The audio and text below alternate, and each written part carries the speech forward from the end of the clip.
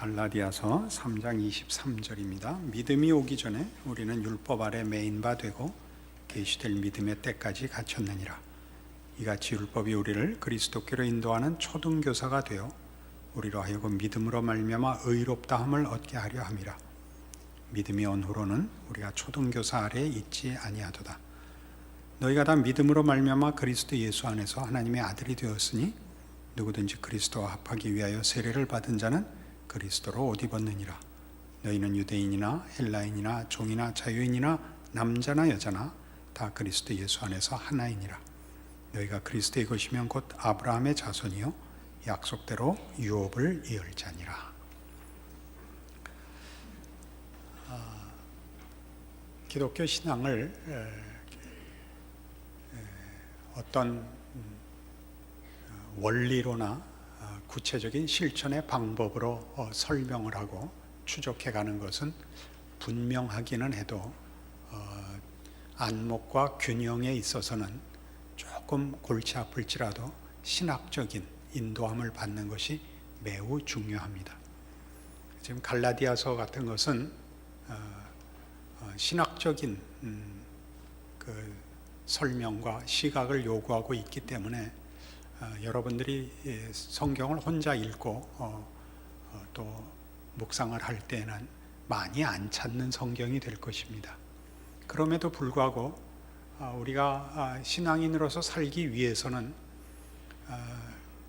어떤 것을 해야 되느냐 하는 것 이상으로 사람이 뭐냐, 그리고 예수를 믿는다는 것이 무엇이냐 하는 문제를 실천 이전에 실천이나 또는 그 명령으로 요구하는 순종과 헌신을 위하여 예수가 누구길래, 기독교 신앙에서 어떤 위치와 근거가 되길래 라는 신학적인 질문과 설명이 필요합니다. 그래서 오늘도 말하자면 26절에 있는 너희가 다 믿음으로 말미암아 그리스도 예수 안에서 하나님의 아들이 되었다 하는 신자의 정체성이 예수라는 이름으로만 가능하다 하는 것과, 그래서 28절에 있는 너희는 유대인이나 헬라인이나 종이나 자유인이나 남자나 여자나 다 그리스도 예수 안에서 하나라는 이 평등한 내용을 결국 주로 다룰 것입니다만, 그러기 위하여 다시 한번 23절에서 25절까지 이루는 그 앞에 율법 얘기를 간략하게 다시 한번 지나갈 필요가 있습니다. 우리의 믿음은 25절에 언급하는 것 같이 믿음이 온 후로는 우리가 초등교사 아래 있지 않습니다. 23절로 얘기를 하자면 믿음이 오기 전에는 율법 아래 매인 바 됩니다. 그러니까 예수 그리스도로 실체화되는 믿음이라는 기독교 신앙의 그 요구가, 또는 그 신앙의 본질이 주인공으로서 실체로서 예수라는 분으로 집중된다는 것을 기억해야 합니다. 그러니까 여태껏 우리가 갈라디아서를 다루면서 하는 실제적인 그 문제는 예수를 믿는 믿음 이외에 할례가 필요하다라는 어떤 주장들에 대한 바울의 반론입니다. 그것은 간단하게 믿음 위에 할례까지 받으면 더 좋지 않느냐 이런 문제가 아니고, 예수를 믿는다는 것이 무엇이냐를 흠집내는, 기독교 신앙을 성립시키는 유일하고도 가장 중요한 근거를 불확실하게 만들고 불충분하게 만들기 때문에 바울은 내가 전하는 복음 이외의 복음을 전하는 자는 저주를 받으라 라고 얘기하고, 그의 모든 정력을 쏟아부어 이 서신을 쓰고 있는 것이기 때문에 우리도 그의 따름과 또 당시의 문제가 가지는 신학적 중요성을 인식하고 이 말씀을 쫓아가야 하는 것입니다. 이 정체성으로 가는 이 가르침, 우리는 율법 아래에 있지 않고 믿음 아래에 있다는 것은 너무나 분명하게 반복되는 이 결론입니다. 예수만이 우리를 하나님의 자녀로 만듭니다. 그리고 예수만이라는 것은 예수로만, 그리고 예수 한 분으로 충분하다는 뜻이기도 합니다. 우리는 예수 이외에 다른 것을 기독교 신앙의 근거로 삼지 않습니다. 그리고 다른 것으로 예수 그리스도의 사역을 부족하게 생각하여 보충하려고 하지도 않습니다. 하나님의 자녀의 정체성은 이것과는 다른 것입니다. 하나님의 자녀다운가 하는 문제와는 지금 다릅니다. 신자다우냐 하는 문제는 그 다음 얘기입니다. 지금은 오직 신자라는 정체성과 신자라는 성립은 예수로만 말미암지 그 외의 것은 필요치 않다.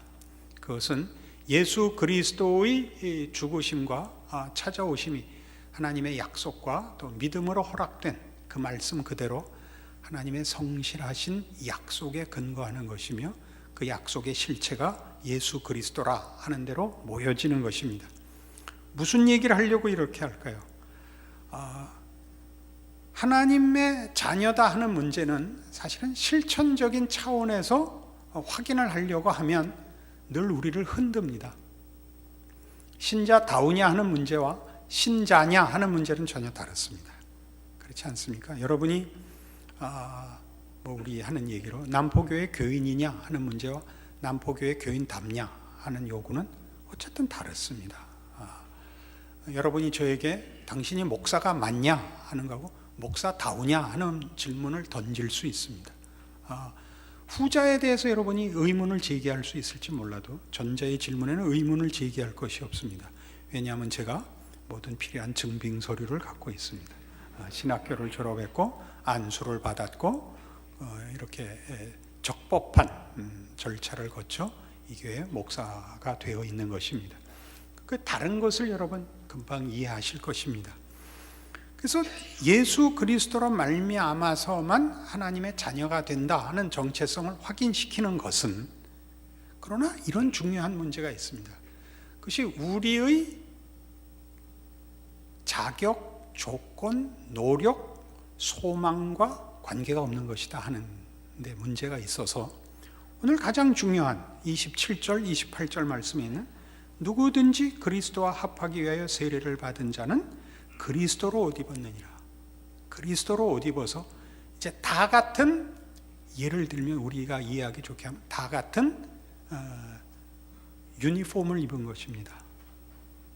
다 같은 유니폼을 입어서 같은 편으로 그 정체성이 이제 인정되는 것입니다. 예수를 믿으면 다 같은 편입니다.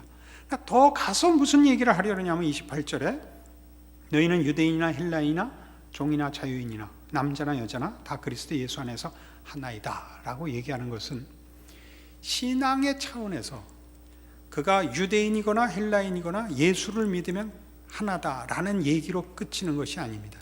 이것은 신앙적인 차원에서의 평등을 얘기할 뿐만 아니라 사회적인 차원에서의 평등을 논합니다. 우리는 예수를 믿으면 누구나 구별 없이 하나님의 자녀가 된다는 사실을 압니다. 그죠?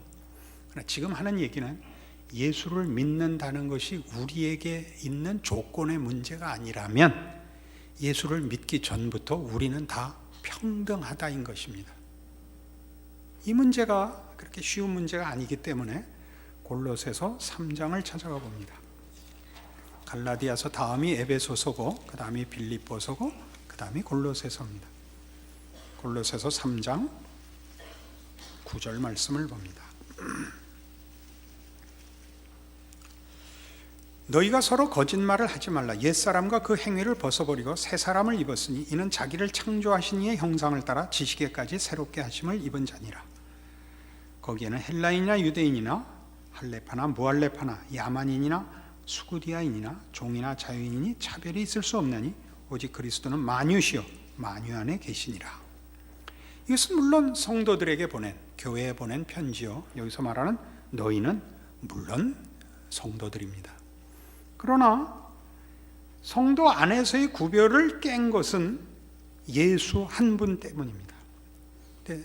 조금 전에 우리 갈라디아에서도 언급한 바와 같이 우리가 예수를 믿게 된 것은 우리의 자격이나 선택보다도 우선하는 하나님의 작정입니다. 여기가 우리 만만치 않은 하나의 문턱인데, 우리는 사실 믿지 않는 사람들에 대해서 일종의 우월감을 가지고 믿지 않는 사람들을 약간 경멸하는 그런 신앙적 차원에서 그래야 합니다. 같이 예수를 믿고 하나님의 자녀가 됐으면 이제 평등하다.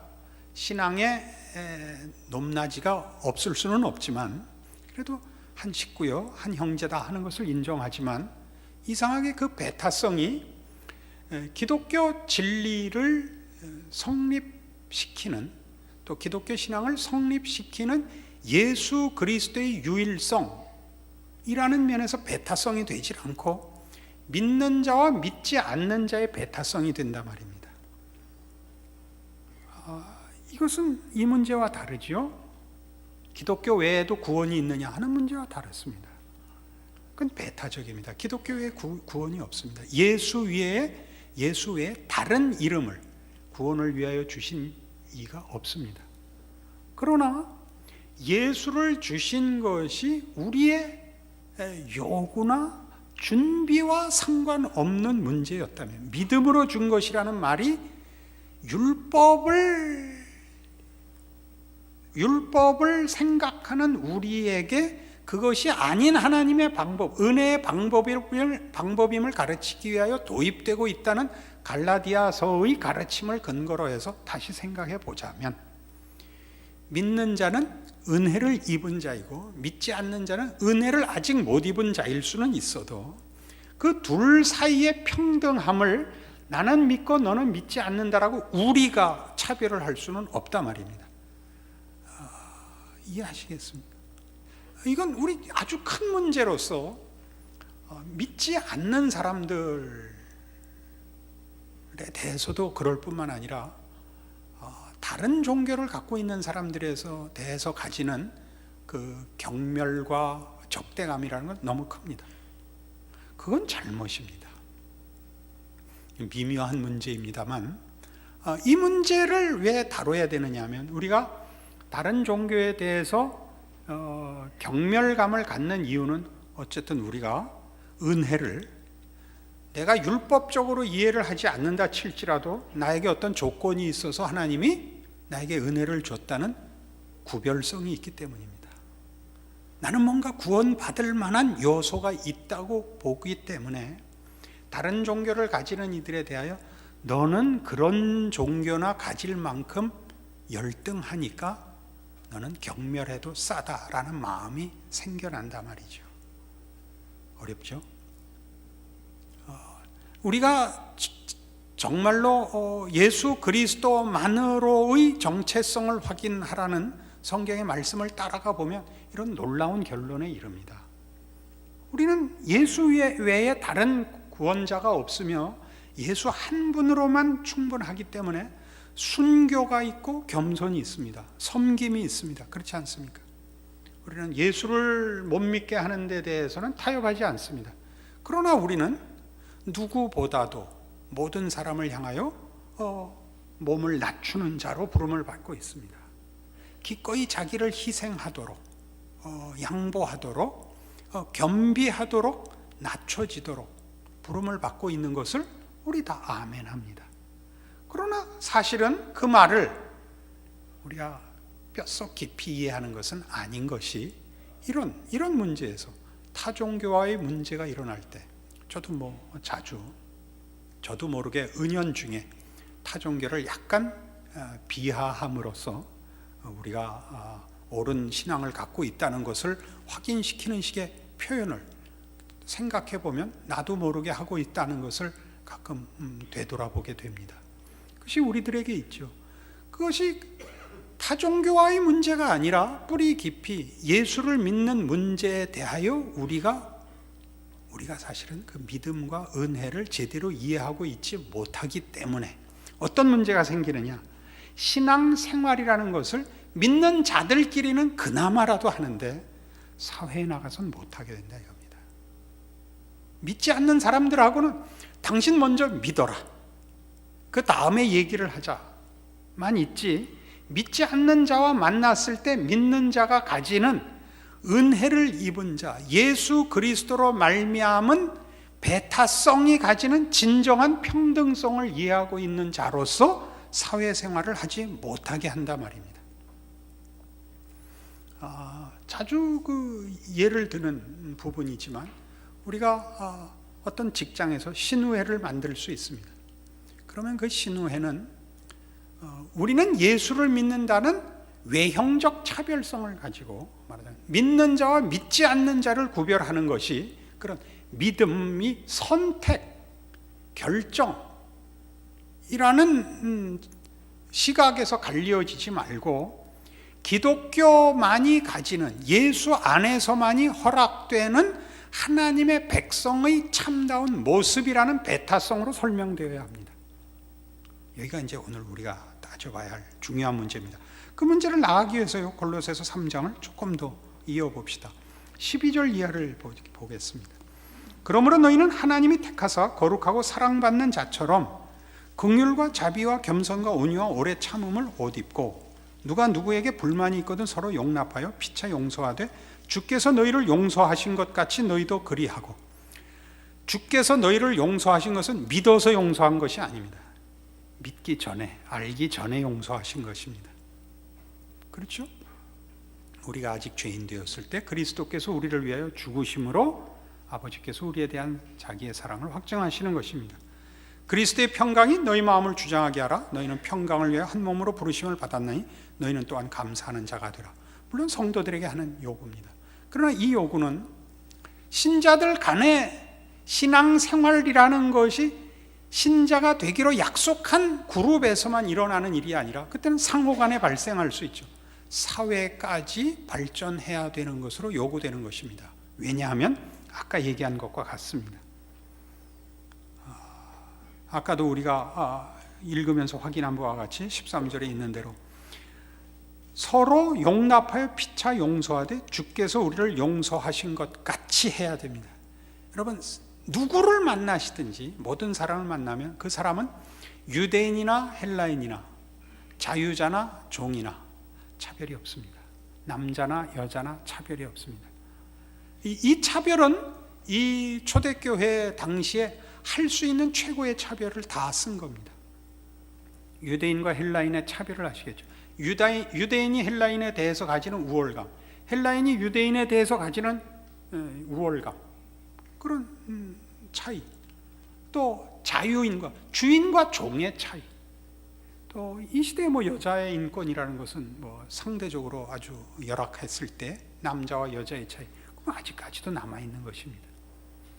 그 모든 것이 차이가 없다라고 얘기하는 것은 대단히 놀라운 것입니다.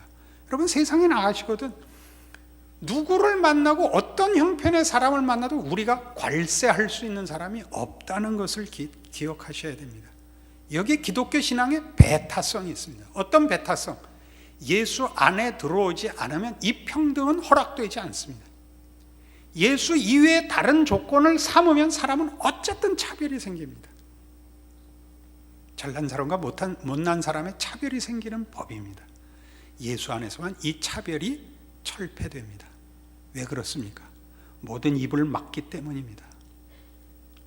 십자가가 모든 입을 막기 때문이죠. 왜요? 율법 아래 하나님 앞에 의인이라 칭함을 받을 자가 없다는 율법의 인도 속에서 우리가 모두 십자가로 인도함을 받았기 때문입니다. 자기가 잘나고 우월하고 가능성이 있으면서 십자가를 찾아올 수는 없습니다. 여기에 오늘 우리 갈라디아에서 배우는 율법과 은혜의 연속성이 있습니다. 우리의 율법은 언제나 은혜와 적대적이죠. 그 대척점에 있죠. 그러나 생각해 보십시오. 사실 따지고 보면 율법이 우리를 은혜로 이끌 수밖에 없고, 은혜로 오면 율법을 사랑으로 묶을 수밖에 없습니다. 거기에는 어떤 조건이나 자격을 가진 구별도, 차별도, 우월감도, 멸시도 존재할 수가 없게 됩니다. 그것을 우리가 해야 됩니다. 그러니까 여기 있는 12절 이하의 말씀은 이겁니다. 그러므로입니다. 그러므로. 여기서 말하는 그러므로는 무엇이겠습니까? 예수를 믿는다는 것을 네가 알고 있다면, 당신이 신앙인이라면 그런 얘기죠. 쉽지 않은 것인 줄 압니다. 그러나 이 가르침을 쫓아가 보면 이것이 얼마나 귀한, 그리고 우리가 서두에 말씀드린 것 같이 기독교 신앙을 실천적 덕목으로 규칙이나 규범으로 추적하는 것보다 이 갈라디아서의 가르침의 중요성이 뭔가 하는 것을 시각으로 어떤 분별로 알게 됩니다. 다시 한번 16절 17절을 보죠. 그리스도의 말씀이 너희 속에 풍성히 거하여 모든 지혜로 피차 가르치며 권면하고 시와 찬송과 신령한 노래를 부르며 감사하는 마음으로 하나님을 찬양하고 또 무엇을 하든지 말이나 일이나 다 주 예수의 이름으로 하고 그를 힘입어 하나님 아버지께 감사하라. 16절과 17절을 보시면 다른 거 다 그만두고 공통 분모가 있습니다. 그냥 그리스도와 하나님입니다. 16절 다시 볼게요. 그리스도의 말씀이 너희 속에 풍성히 거하여 지혜, 권면, 시와 찬송, 신령한 노래, 감사가 어디로 가냐면 하나님을 찬양하라로 갑니다. 그리스도로 인하여 하나님으로, 성부 하나님으로. 다시 17절에 와서 또 무엇을 하든지 말이나 일이나 다 주 예수의 이름으로 하고 그를 힘입어 하나님 아버지께 감사하라. 이 언제나 묻기죠. 하나님의 거룩한 작정, 신실하신 약속에 의한 예수 안에서의 구원, 이것이 기독교 신앙의 본질입니다. 이 앞에서는 아무도 자랑할 수 없습니다. 그리고 낙심할 수 없습니다. 절망할 수 없습니다. 그러니까 이 문제는 아무리 강조해도 언제나 넘칠 수가 없습니다. 우리가 얼마나 기독교 신앙이라는 것을 큰 소리를 치냐 하면, 신앙이라는 이름으로 말이죠, 우리가 이 세대에 죄가 교묘한 모습으로 기독교 신자들의 신앙을 유혹한다는 것을 소리쳐서 경고할 수 있습니다. 이기심이라든가 허영심이라든가 물질 추구라든가 하는 것을 들 수 있지만, 사실은 우리가 이렇게 얘기하면 안 됩니다. 우리가 이 나라에 살고 이 시대에 살면서 정치를 비판하고 교육을 비판하고가 교회에서 할 일은 아닙니다. 왜 그걸 해서는 안 되느냐 하면, 그런 모든 것들이 신앙에 있어서는 사실은 도와주는 것도 못 되고 방해가 되는 것도 아닙니다. 정치, 경제, 사회, 문화, 교육은 신앙이 그 시대에 어떻게 교묘한 게 우리를 속일 수 있느냐라는 영적인 문제로서 분별에 들어가는 일은 있을 수 있어도, 정치를 왜 이따위로 하느냐라는 고함은 강단에서는 할 얘기가 아닙니다. 여러분들도 그런 생각은 할 필요가 없습니다. 우리나라는 이래서, 우리 민족성은 이래서라는 건 통하지 않습니다. 그러면 유대인이나 헬라인이나라는 차별은 여러분 속에 엄연히 존재하게 됩니다. 한국 사람이어서 뭐가 억울한데요? 성질이 급하고, 그래서 우리 급하게 예수 잘 믿는데 뭐가 불만이세요? 말만 앞서고 뒤가 약하고, 분발해야죠. 겸손하게. 그거는 민족성의 문제가 아니고 인간성의 문제입니다. 이 나라가 정치가 잘 되고 경제가 왕성하면 뭐 하려고요? 그래야만 여러분의 신앙에 도움을 받을 수 있는 것이 무엇이 있습니까? 여러분이 말하자면 성경적으로 해서 유대인이어야 한다, 혹은 헬라인이어야 한다라는 필요가 뭐가 있습니까? 우리 신앙인으로서 예수 안에서만 할 수 있는 것을 보여줘야죠. 안 그렇습니까?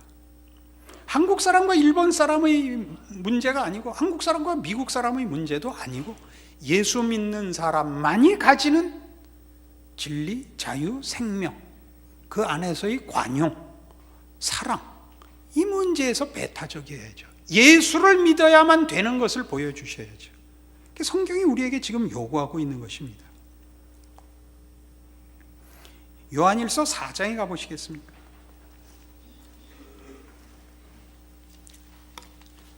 우리 많이 쓰면서도 이 문제를 말하자면 기독교적 배타성으로, 기독교 신앙의 배타성으로 이해하는 일에 오늘 한 번 더 필요한 격려를 받아야 됩니다. 요한일서 4장 7절입니다. 사랑하는 자들아, 391페이지입니다. 사랑하는 자들아, 우리가 서로 사랑하자.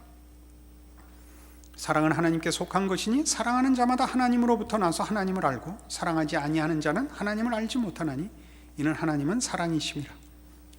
하나님의 사랑이 우리에게 이렇게 나타난 바 되었으니 하나님이 자기의 독생자를 세상에 보내심은 그로 말미암아 우리를 살리려 하심이라. 사랑은 여기 있으니 우리가 하나님을 사랑한 것이 아니요 하나님이 우리를 사랑하사 우리 죄를 속하기 위하여 화목 제물로 그 아들을 보내셨습니다.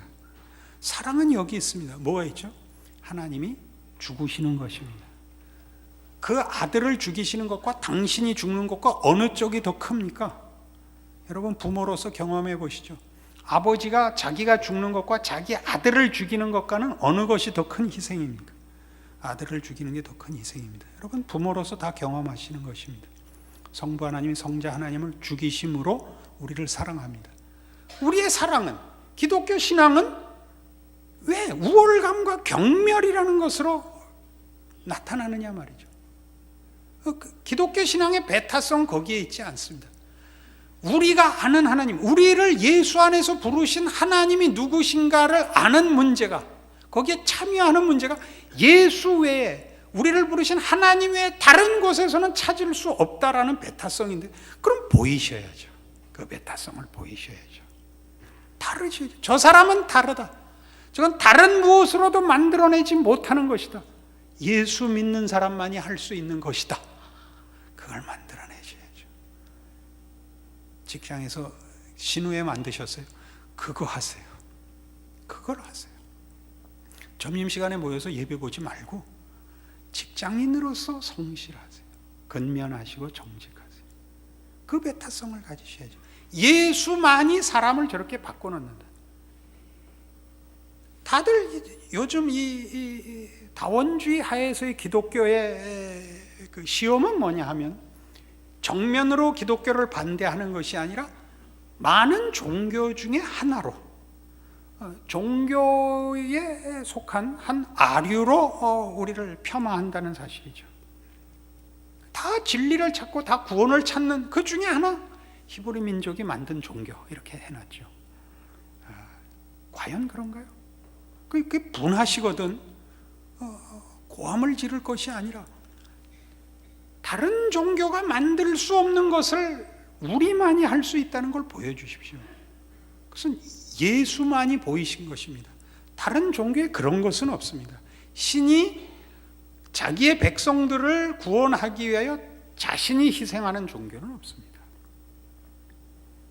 그 사랑을 가지지 못한다면 여기 있는 사람, 사랑하는 자들아 우리가 서로 사랑하자라는 얘기가 하나의 실천으로서, 구호로서, 규범으로서 작용하는 것이 아니라 무슨 당위 같은 문제가 아니라 기독교 신앙의 뿌리의 문제요, 본질의 문제라는 걸 아셔야 되는 겁니다. 11절, 사랑하는 자들아 하나님이 이같이 우리를 사랑하셨은즉 우리도 서로 사랑하는 것이 마땅하도다. 어느 때나 하나님을 본 사람이 없으되 만일 우리가 서로 사랑하면 하나님이 우리 안에 거하시고 그의 사랑이 우리 안에 온전히 이루어지느니라. 그렇습니다. 어느 때나 하나님을 본 사람이 없는데 하나님이 당신을 어떻게 나타내시느냐 하면 예수 안에서 나타내셨고 예수 안에서 부르신 그의 백성들 안에서 나타내십니다. 무엇으로? 이 사랑으로. 그 아들을 보내어 십자가에 못 박으시는 하나님의 사랑으로 나타내십니다. 그래서 우리는 70번씩 7번 용서하라는 명령 앞에 순종하는 것입니다. 그렇기 때문에 우리는 아까 골로새서 3장에서 본 바와 같은 그 많은 서로 용서하기를 그리스도께서 너희를 용서하신 것 같이 라는 말씀을 받는 것입니다. 만일 그렇게 하지 않는다면 우리는 사실은 우리 시대와 우리의 인생을 하나님의 사람으로서 산다는 신앙에 부족하게 만드는 것입니다. 모든 신자들이 자기가 서 있는 것, 자기가 만나는 오늘이라는 일상이야말로 신앙인에 있어서는 최전선입니다. 왜냐하면 어느 자리, 어느 경우, 어느 곳에서나 여러분은 세상과 만나기 때문입니다. 거기가 최전선입니다. 땅끝까지라는 것이 꼭 지리적이지 않습니다. 거기서 여러분은 하나님의 사람임을 나타내셔야 합니다. 하나님을 보이셔야 합니다. 그것은 사랑이며 예수 안에서 허락된 것이고 그 외에 다른 조건과 이유와 내용이 없습니다. 예수 그리스도는 우리의 유일한 구원의 근거이시며 우리의 신앙을 성립시키는 분이며 하나님이 우리의 아버지가 되기 위하여 그 안에서 허락한 무한한 하나님의 약속들입니다. 이 삶을 사십시오. 그것은 우리 자신을 점검하는 일에도 유일한 기준이며 근거이며 그리고 우리의 나약함과 절망에서도 늘 우리를 다시 일어서게 하는 하나님의 신실한 약속입니다. 예수 안에서라면 우리는 언제나 가능합니다. 죽은 자를 살리시는 하나님, 없는 것을 있는 것 같이 부르시는 하나님이시기 때문입니다. 예수의 죽음과 부활만큼 그것을 더 분명하게 보이는 그 내용을 더 풍성하게 보이는 다른 방법이 없습니다. 이 사실을 기억하셔서 여러분의 신앙 고백과 여러분의 인생을 하나님의 자녀로 산다는 것이 무엇인지 아는 자로 충성하시기를 바랍니다. 기도하십시다. 하나님 아버지의 은혜를 감사합니다. 하나님께서 어떠한 사랑을 베푸셨는지, 어떻게 무조건적인 사랑을 그 아들 안에서 우리에게 풍성하게 충만하게 다 부어주셨는지 생각할수록 놀랍습니다. 우리의 인생과 존재는 한없이 작을 수도 있지만 예수 안에서는 한없이 크고 놀랍습니다. 우리야말로 살아계신 하나님을 나타내시는 이 시대의 현재의 우리 인생과 이웃들 앞에서의 성육신입니다. 하나님 부디 우리의 존재와 인생과 우리의 현실을 통하여 하나님 영광을 받으시옵소서. 우리 인생을 받으시고 우리의 존재와 순종과 신앙을 통하여 하나님 일하시옵소서. 우리를 찾아온 것 같이 세상과 내가 만나는 영혼들을 찾아가시옵소서. 나를 붙들어내신 것 같이 오늘 바쳐지는 오늘 지금 하나님 역사하시옵소서. 그렇게 우리 인생의 중요한 것을 알고 인내케 하시옵소서. 예수님 이름으로 기도합니다. 아멘.